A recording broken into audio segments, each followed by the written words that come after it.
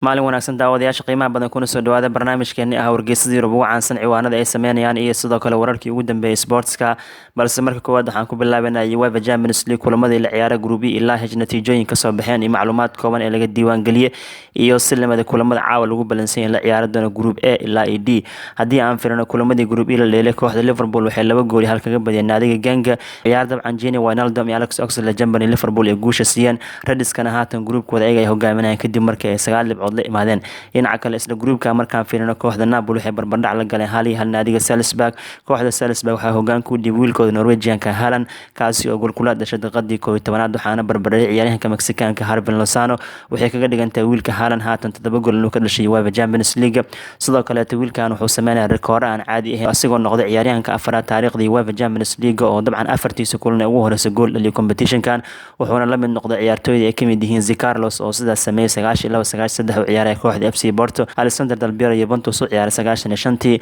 iyo Diego Costa oo Atletico Madrid u ciyaaray Champions League ku cusbaa xilli ciyaareedkii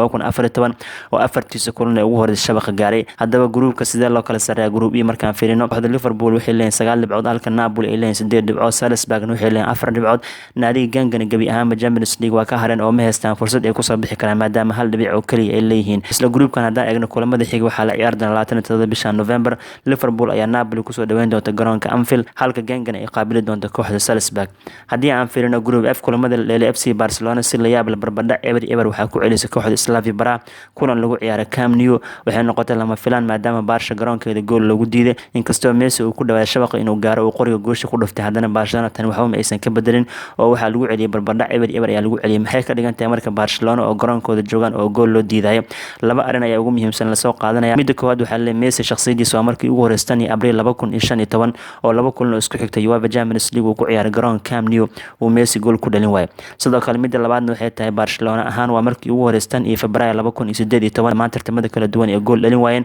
ayagoo joogan garoonkooda isna barbardhac eber waxay la galeen kooxda Getafe kulan ka tirsan La Liga Spain balse group F markaan fiirino ciyaartii ugu la yaabka badneed waxay dhexmartay Borussia Dortmund iyo Internazionale Milano kulankan wuxuu ku soo ilaaliyay 3 gool iyo 2 ay guusha ku qaadatay Dortmund oo soo laabasho taariikhi ay sameysay Inter Milan ayaa qaybtooda ciyaarta 2 gool eber ku hogaaminaysay Tari Martinez Matias Vecino ayaa hoggaan ku dhiibeen Inter Milan laakiin markii la isku soo laabtay qaybtii labaad Inter hurda ayay galeen waxaana ciqaabay daafaca garabka midig Ashraf Hakimi ee Moroccan oo laba jeer shabaqa gaaray daqiiqadii 51 daqiiqadii 77 iyo ciyaaryahanka lagu magacaabo Julian Brandt oo daqiiqadii 64 gool dhaliyay tan waxaa laga bartay Borussia Dortmund in taariikh ahaan markii ugu horeysay UEFA Champions League ay soo laabasho taariikhi ay sameeyeen weli waa markii ugu horeysay kooxdan ee 2 gool ka soo kabtaan oo ay dabcan gool gaaraan dhanka Inter Milan markaan fiirino markii ugu horeysay taariikh ahaan kooxdan 2 gool ay leeyihiin inta laga soo gudo laga badiyo ama comeback taariikhi oo lagu sameeyay hore ma aysan u dhicin waxa kale ciyaaryahanka garabka bidix ka dheelay Boolishka Lucas Piszczek waxa uu soo gashay kulankii 23aad UEFA Champions League inuu guuleystay asagoo u ciyaaray Borussia Dortmund wuxuuna barbaray record u yahay Steven Reuter halyeegan Jarmalka oo Dortmund hore asagoo u ciyaaray 23 kulan UEFA Champions League guuleystay group F markaan fiirino sida loo kala sareeyo Barcelona waxay leeyihiin 8 dhibcood Borussia Dortmund 7 dhibcood Internazionale Milan 4 dhibcood Slavia Praha waxay leeyihiin 2 dhibcood min 4 kulan ayaa la ciyaaray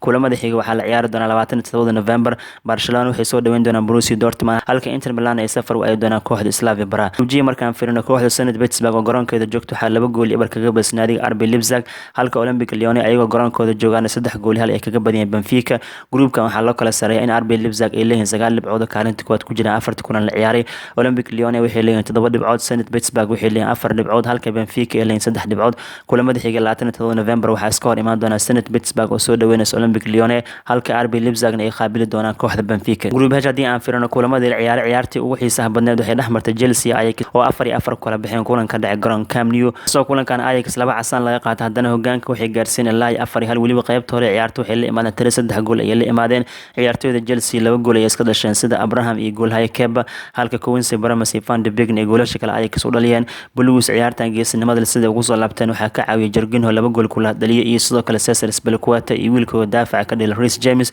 waxay ka dhigan tahay markii Chelsea soo kabasho adag inay sameeyeen haddaba ciyaartan waxaa laga bartay markii ugu horeysay taariikh ahaan Chelsea ay ku dhacday UEFA Champions League qaybta hore ciyaarta 3 gool laga dhaliyo hore taariikh ahaan looma arkin sidoo kale Chelsea waxay noqdeen kooxdii saddexaad ee Ingiriis oo taariikhda UEFA Champions League 3 gool ka soo kabtaan ciyaartan ku soo laabtaan tan iyo waxaa dib loogu laabanaya May 2005 ee ugu dambeysay koox Ingiriis ah oo 3 gool ka soo kabteen waana finaalihii UEFA Champions League ciyaar 3-3 Liverpool ee la gashay kooxda AC Milan kadibna gool kulaad Amerika Real kaga qaadeen UEFA Champions League kooxda Milan sidoo kale wiilka lagu magacaabo Reece James wuxuu noqday taariikhda ciyaaryahanka ugu dhalantay ee Chelsea UEFA Champions League gool u dhasho wuxuuna jiray markuu goolka dhalinaya 19 sano iyo 332 maalmood. sidoo kale waa markii ugu horeysay 10 sano kadib ee kooxda Chelsea ayagoo garoonkooda joogaan UEFA Champions League 4 gool looga dhaliyay, waxaana dib loogu laabanay Abriil 2009 ciyaar 4-4 ay la galeen UEFA Champions League kooxda kubadda cagta Liverpool. ciyaartaas klaasikada ayaa kadib lama arkin Chelsea oo garoonkooda joogta 4 gool looga dhaliyo, haatana dabcan dib ayaa loo diiwaan geliyay. Valencia isla groupkan ku jirtana waxay 4 gool hal kaga badiyeen naadiga Lille. Valencia waxay gaareen gool muhiim ah,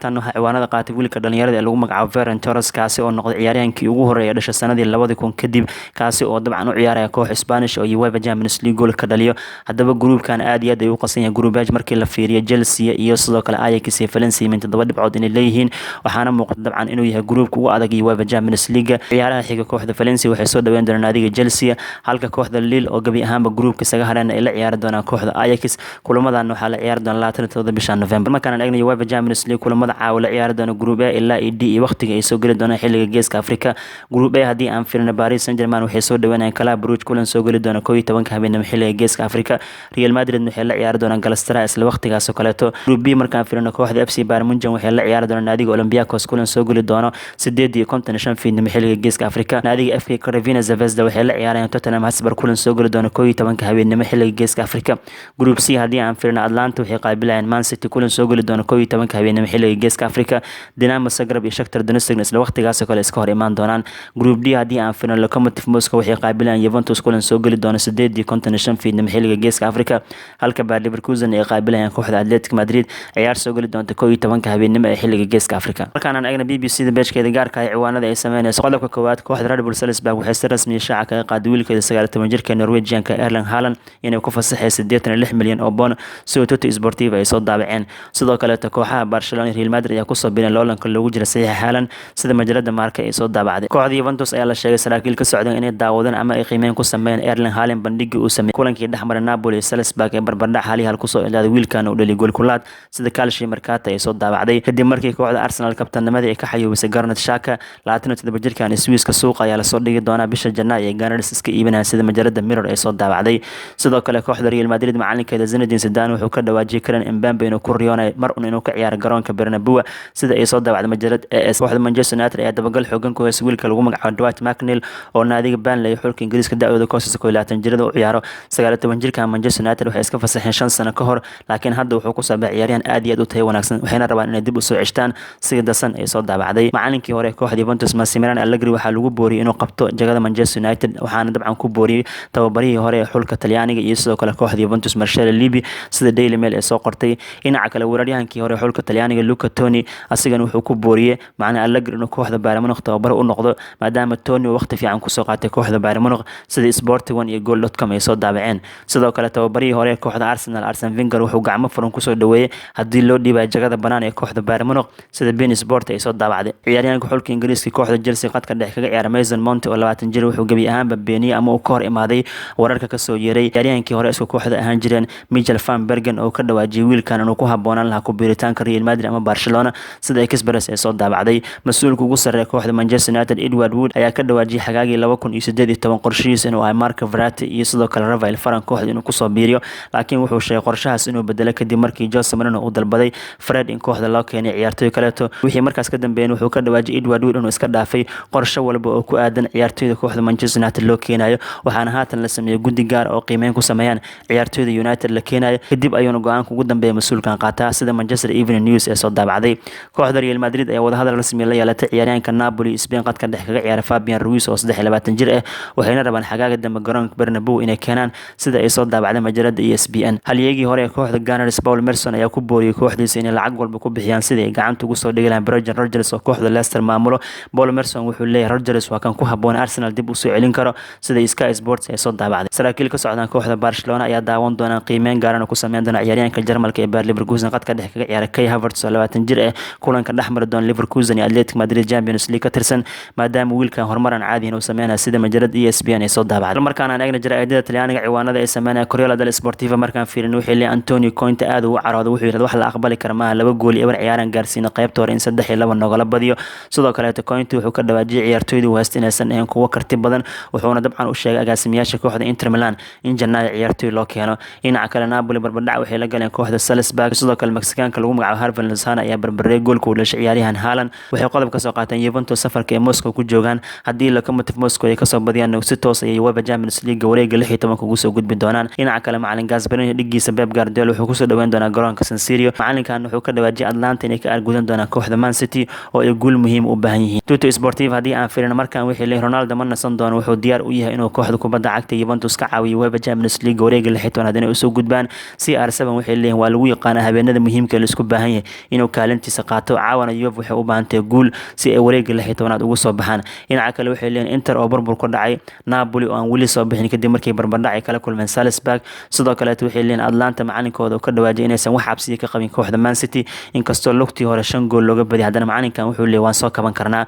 Marushi Sarri wuxuu garab istaagay Mario Balotelli, wuxuu yiraahdaa la soo xirxiray dhammaan kuwa cunsuriyada sameeynaayo. Balotelli sidoo kale wuxuu yiraahdaa kooxda Verona ma xumo ee shakhsiyaad kooban oo kaliya xun. sidoo kale ciyaaryahankan Balotelli wuxuu sheegay inuu ku riyoonayo in xagaaga dambe xulka Talyaaniga uu kala qayb qaato koobka qaramada Yurub. bal markaan aan fiirino jaraa'idada Spain ugu caansan ciwaanada ay sameynayaan majalada Marca haddii aan fiirino waxay leeyihiin Real Madrid oo rabtay inay guul muhiim ah gaarto si ay dabcan isaga xaadiriyaan ama ay ku dhawaadaan sidii ay wareega 16 ugu soo bixi lahayn maadaama kooxdan mashquulkeedu uu badan yahay. dhinaca kale waxay leeyihiin Valencia oo guul weyn ka gaartay kooxda Lille haatan waxay haystaan fursad walba ay wareega 16 ugu soo bixi karaan maadaama kulanka xigo garoonkooda ay ku qaabilayaan kooxda Chelsea. dhinaca kale waxay leeyihiin Slavia Praha oo taako u dhigtay Barcelona waxaa ka muuqatay leeyihiin daal iyo sidoo kale habacsanaan. dhinaca kale waxay leeyihiin Atletico Madrid waxay diyaar u yihiin ayagoo adeegsanaya Costa, Morata iyo Correa inay gudaha Jarmalka kaga soo badiyaan kooxda Bayer Leverkusen. majalada ay sadaan firin ayagana ciwaanada ay sameynayaan waxay leeyihiin caawa waxaa ciyaari doona Master Champions League oo ula jeedaan Karim Benzema haddii uu gool dhaliyo wuxuu barbareyn doonaa Alfredo Di Stefano kaasi oo 49 gool u dhashay kooxda Real Madrid.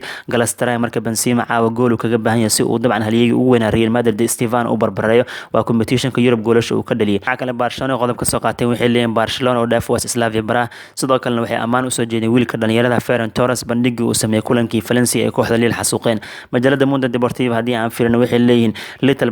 Barcelonadii yareed umaba eka Barcelona weyn ayay ka dhawaajiyeen safarkii ku dhibanaan jireen markaana garoonkooda ayay ku badin waayeen. waxay kaloo leeyihiin taageerayaasha waxay bilaabeen oorin iyo buuq iyo sidoo kale inay leeyihiin Valverde kooxda laga qaado. macalin Valverde wuxuu yiraahdaa waan dareemi karaa taageerayaasha waxay u baahan yihiin ciyaaraha xiga ayaan dabcan sameyn doonaa isbedel xoogan. sidoo kale taageerayaasha waa u dulqaadan waayeen 45 kulan ee kooxdan garoonkooda ku ciyaartay gool la'aan bixiyeen dhammaan tartamada kala duwan laakiin haatan waa la soo ilaaliyay madadaalama aysan arkin taageerayaasha Barcelona. dhinaca kale waxay leeyihiin garoonka Mestalla Stadium waxaa ka dhacay waxaan caadiyan Valencia waxa suuqda kooxda Lille waxayna haystaan fursad walba ee wareega 16 ugu soo bixi karaan. sidoo kale waxay leeyihiin Atletico Madrid haddii caawa guuleystaan Jarmal ku soo badiyaan way soo baxayaan wareega 16aad. Zidane wuxuu rabaa missionkiisa uu yahay finaalaha Champions League inuu u gudbo yoolkiisana wuxuu ka bilaaban doonaa caawa iyo Galatasaray inuu ka badiyo si dabcan wareega xiga uu u gudbo. sidoo kale waxay leeyihiin Ajax iyo Chelsea waxay sameeyeen ciyaar aan marnaba laga hilmaami doonin UEFA Champions League. daawadayaasha qiimaha badan barnaamijkeena wargeysyada Yurub ugu caansan ciwaanada ay sameynayaan iyo wararkii ugu dambeeyay sports intaas ayaan ku soo ilaalinaa. haddii aad tahay saaxiib nagu cusub fadlan channelkayga subscribe saar